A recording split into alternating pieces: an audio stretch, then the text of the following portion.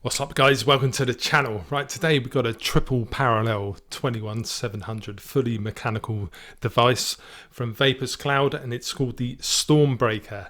Now I purchased this one from SR Vapes in the UK for the purpose of this review. Here it is. I have the graphite grey version. It also comes in an army green and a black version. We've got the Asgard by Vaperz Cloud sitting on top for you. Now, obviously, this is a fully mechanical device, guys, so you need to know your battery safety and your Ohm's law. You need to know your homework. So if you know all that, you might want to consider getting this one. But if you don't, you really do need to do your research and brush up on how mechanical mods work and behave. So with all that being said, let's go down to the table, have a good look around this mod, and then we'll come back up top and I'll give you my thoughts. Right, here's the packaging then. So we've got the Stormbreaker there with the nice little picture on the front for you. Not much else going on around here. We've got Vaperz Cloud on that side, Vaperz Cloud on the other side. Got some nice thumb cutouts to make it easy to remove the lid. And just focusing on that, we've just got a bit of a warning and some information that you can pause and read at your own time. Right, so let's just pull that top cap off like that. Presented with a little card here from Vaperz Cloud, which is a certificate of authenticity with your serial number and a signature. So that's very nice indeed.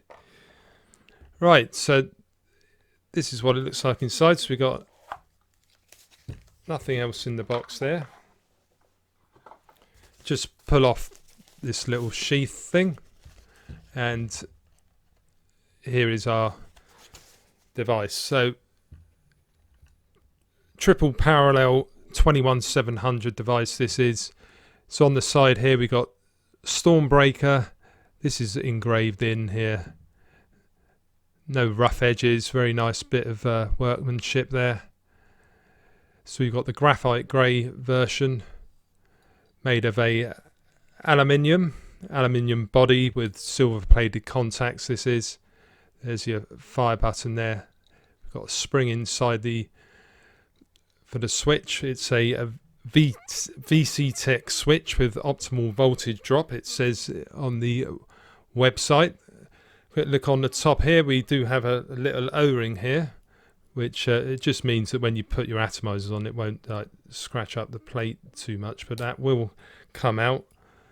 Try not to bugger anything up, but that's what we're looking like there.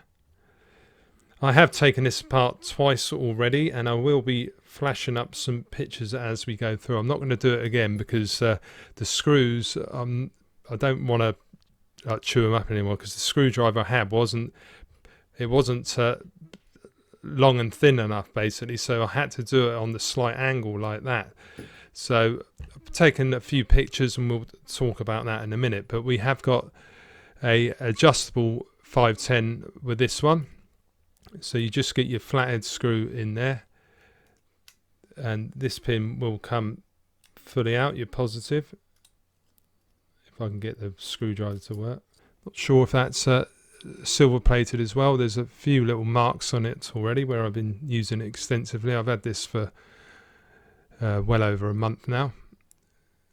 Let's see if we can get that to focus in. So it's not sprung loaded or anything. Right, so that's all the way in, but as you can see, we've got quite a big depth there, so some of your atomizers aren't going to fit all the way down. Now, I've been using my Aromizer Plus, but as you can see there, what I normally have to do is unscrew this a couple of turns, just about that position there, and then when you screw the atomizer on top, you don't want to go too mad, because what I have found is it starts screwing the actual 510 in as well, so you just got to be nice and gentle, and then when you sort of like feel the snag, just leave it in that position. But there, that O-ring that's on it does protect it as well. So you've just got to experiment to whatever length your particular 510 is on your atomizer. Right, have a quick look around here. So we have got some like cutouts on here. Again, not rough or anything, nicely finished off. So there's your fire baton that's made of some sort of plastic, that particular piece, but we are more or less flush. It might raise just a little bit there, but we've got some lovely contours going around here. So if you're holding it this way around your finger firing, nice and comfortable. And if you're thumb firing, you just hold it like that. But yeah, we have got a bit of a throw with this switch, as you can just see if I just push it in. So we do go at least 2mm, maybe 3mm. So it's quite a strong spring on this one as well. So those with dexterity issues might not be, this might not be the one for you. So you really do have to give it a bit of a push, and make sure you push it in the center as well, because this sometimes does have trouble connecting if you don't quite push it central. Because if you see on the photos I put up, basically we've got the copper rod that pushes through onto the block, and there's a little rounded piece where the actual rod goes into to connect. Sometimes if you haven't pushed it hard enough or quite central, it won't connect properly and you'll get a weak vape. So it's a good idea to just give it a good old press in to get the hardest hitting vape with this particular one. So look on the bottom, we have got a couple of vent holes there for battery ventilation. There's your serial number, so I've got 844. Right, we've got no batteries in at the moment, but this door, you sort of pull this back and it should undo, but it is a bit of a bugger if you haven't got any batteries in. And I'll just bloody scratch the paintwork a little bit there as well. So sometimes I have to try and get some tweezers, something like that. If you got nails, you might be able to do it, but it's better to try and do it like with it facing down, so gravity helps it. But this is one of my biggest cons with this particular one. I can't get the bloody door off in a hurry. There you go, just use a little screwdriver. So here's the door then. So we have got the polarities marked for you, clearly marked in white, which is awesome to see. So we've got negative on the bottom with this one, so you have the negative on this side, all three in the same orientation, because this is a parallel mod. So the ones that came with it with SR Vapes are 3 Samsung 30Ts, which have got a 35 amp continuous discharge rating. Now, because this is in parallel, it basically means the batteries will be sharing the load. You'll still be running 4.2 volts, but basically you got the equivalent of 95 amps rather than the 35. So you can build a little bit lower than you would on a single battery Mech. But let's just have a look at this in a little bit more detail. So we've got the 3 Phillips screws there, which hold this contact plate on. Right, these 2 bits here aren't actually connecting with anything, but they just sit basically where these 2 screws are here. Let's just pull this bag out, because you do get some spares with this one. So you get a nice little spare silver plated contact board thing there. We get a spare little O-ring.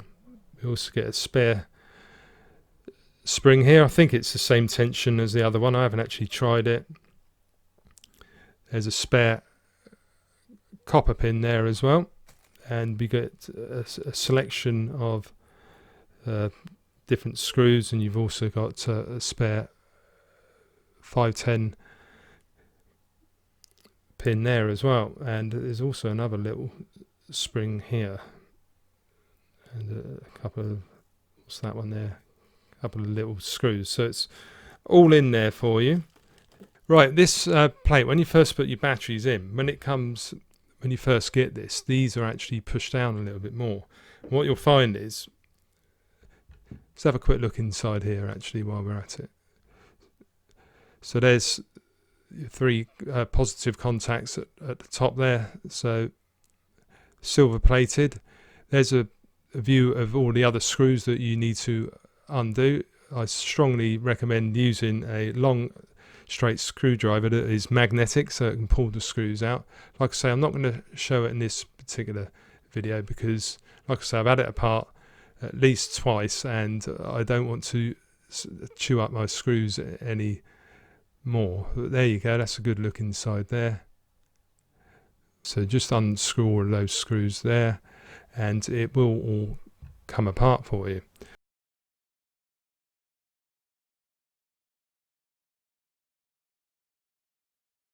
So let's put the batteries in. So say all three positive up with this one. Right, when you get your battery door, you'll find that this these are a little bit too pushed down, not far enough basically. So when you put this in, you may find that when you got it, you'll get a bit of battery rattle. So the good thing is when you've got batteries in, it does undo nice and easy, just like that. So you can adjust these up. So you may need to get something just underneath there and raise your contact up. And do that. Don't go too mad with it, but you just want to do it and then do trial and error. Put the back door on. So you put the back side on first. There's a little groove there, so that just goes in like that. Push it down and then make sure that piece is pushed forward. So just raise them up. So we got a little bit of battery rattle there. So you just raise them up until you can't feel the actual rattle. So just like that. Back in first, push it down. And there you go, that's nice and snug now. So that's about it for the download section, guys. Let's go back up top and we'll talk about this some more. Back up top with the Stormbreaker. What are my thoughts with this one then? Right, let's talk about build quality and fit and finish and all of that. Well, first of all, it absolutely looks stunning, this device does. In the graphite grey, I'm really pleased with it. We've got no rough edges or anything. Lovely bit of craftsmanship with it. This has got a few cons to it though, which I'll go on in a minute. Battery door, it's fine when it's got batteries in, it will open up, but when it hasn't, it's a real bugger to undo. So that is my first con.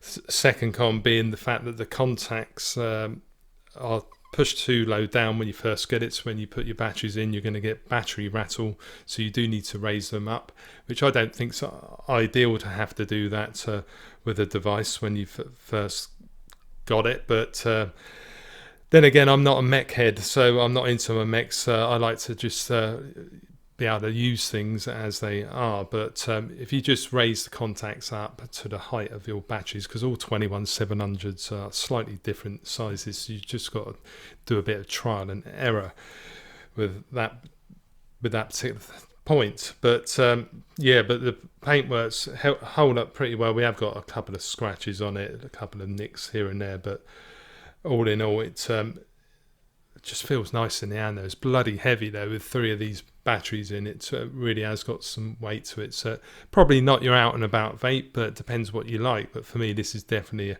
stay at home vape. Right, let's get on to the actual 510 pin, which is adjustable, and it needs to be adjustable as well because your different RDAs have different lengths of the 510 connector. Right, third con for me is the particular 510 because it's quite narrow. If you want to use the Asgard on it, if you look at the pin on that, it's sort of got a hollow bit. So the thing I was finding with this, not getting a very good connection, because if you look at the pin there, it's quite narrow. It's very loose as well. When you're undoing it, it easily moves. So what I'm finding is, because you do need to adjust it up a bit for the Asgard, when you put it in, do it nice and slowly. But look, it seems to, when you stop, if you want to adjust the airflow and stuff, it seems to like screw the actual pin back in further, which is defeating the object a little bit, because you want it making a decent connection.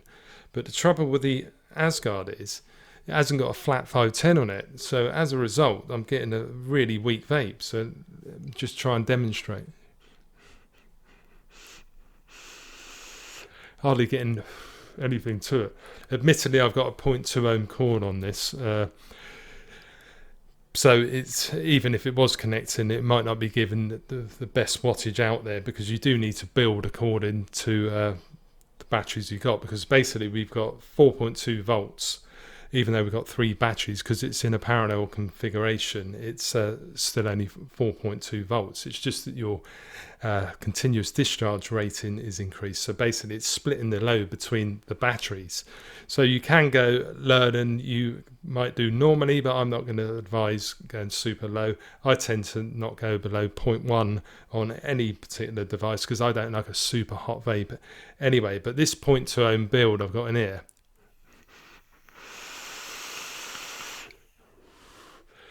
doesn't feel particularly very strong compared with my regulated devices. Even at 60 watts in a regulated device, this is not hitting anywhere near that.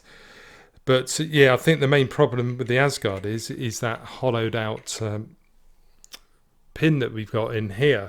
It just isn't making a great connection. So let's put something else on it now. Just going to adjust it up again. Right, something that's got, I think this has got a 0.12 in it, the Advocate Manta. So I've been using this with the Rebirth RTA about 0.1, 0.12, and it works very well. But put the Manta on there now. And that has got a flat 510. Here it is. We've got the purple version. Right, here we go.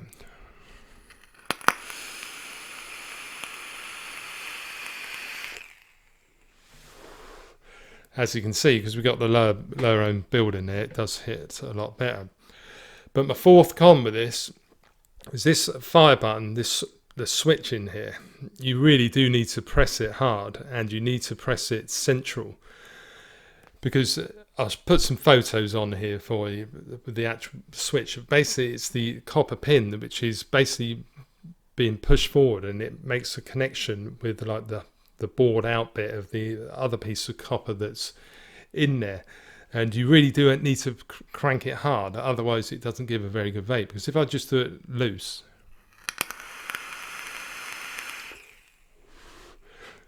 well, that wasn't too bad actually, but it is a little bit of trial and error. But if you give it a good crank,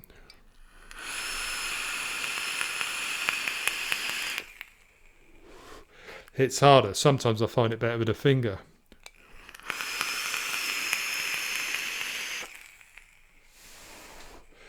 And there you go. It gives a pretty awesome vape. But like I say, you've got quite a big throw on it, at least 2 millimeters, and it's quite a strong spring. So those with dexterity issues, I think, might not get on with this one. But you tend to get used to where you need to fire it, and you just got to give it a good press when you do it. But that one wasn't quite as good.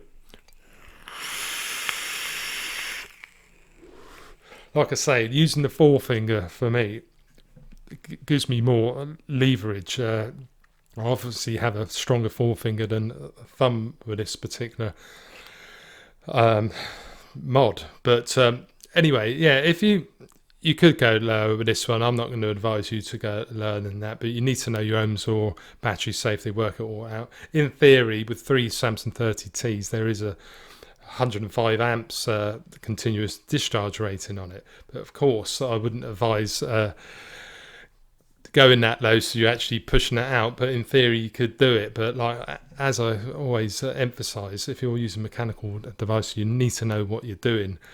I only like going around 0.1 ohm. I only like a draw around 60 to 80 watts anyway, so it's more than ample for me.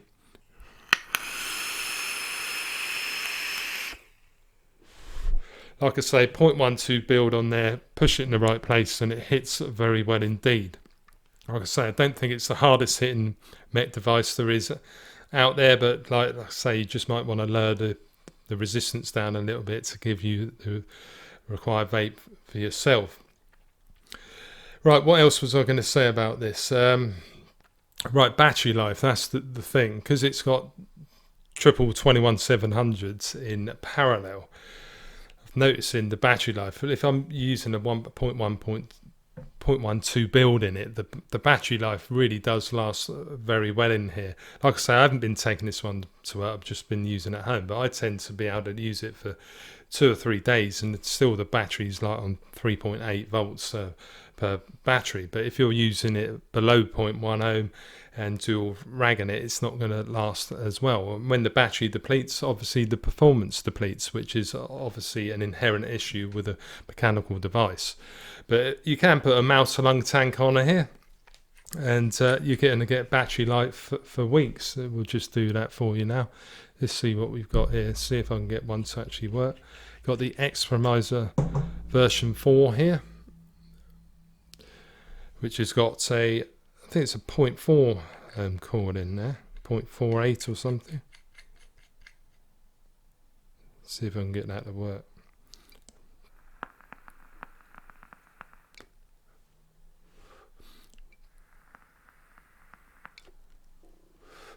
It hits very well indeed for a mouth to lung sort of build. It's awesome. Like I say, that the battery life for that is going to last you forever. So it has got its pros and cons, this particular device. For me personally, I paid £150 for this out of my own pocket from SR Vapes in the UK.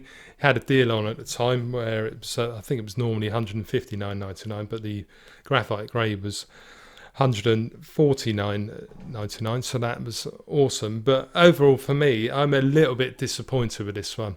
To be honest, I prefer using my regulated devices, like something like the Mod-Define Lyra. If I put that Manta on there, and we've got that 85 watts, here we go.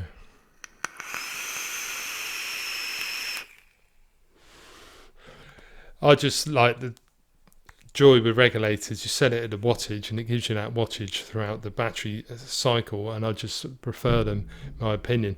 Like I say, if you like your super low end builds and you want to experiment with this, then this is probably your bag. You can probably get it pumping some really hot vape for you. But for me, I don't think it's an everyday sort of vape. A little bit disappointed. I've spent £150 on it. Like I say, it's got a few little cons on there which I'm not particularly happy with. It does look pretty awesome though. That's the one thing going in its favour. But the fact that it doesn't work with the Asgard, which is what I wanted it for, I'm really disappointed. It really does need a flat 510 pin in my opinion.